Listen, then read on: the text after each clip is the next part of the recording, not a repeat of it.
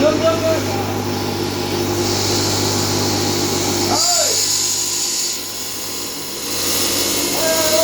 Bên này 1m8 luôn đấy đúng không?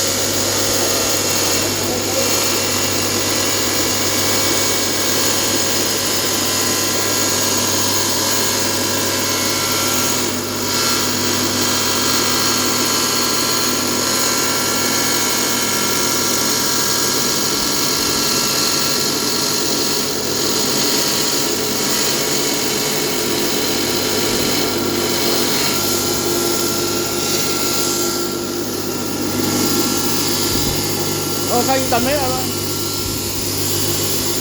Lấy cái này mòi luôn thôi.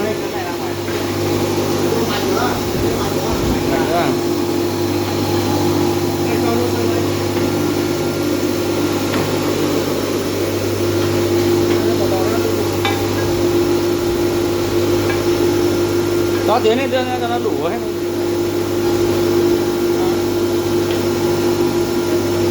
Được chưa?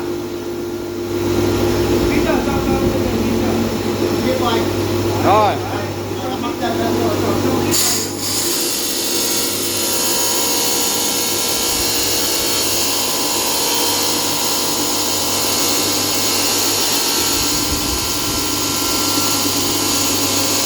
Này cái này là ra khối tiền như này.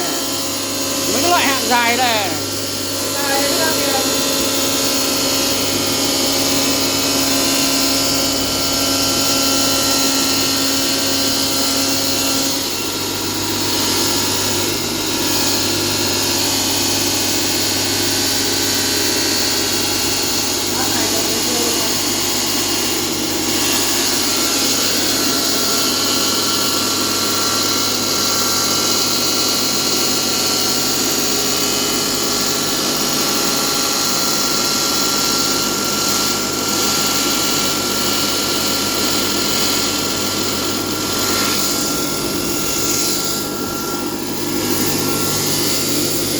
Một mét 8, 1m2, 1 chiều 1m8, 1 chiều 1m2.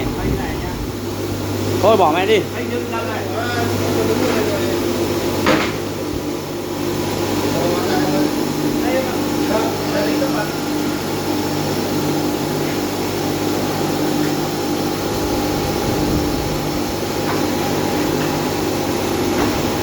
Tắt rồi, tắt rồi.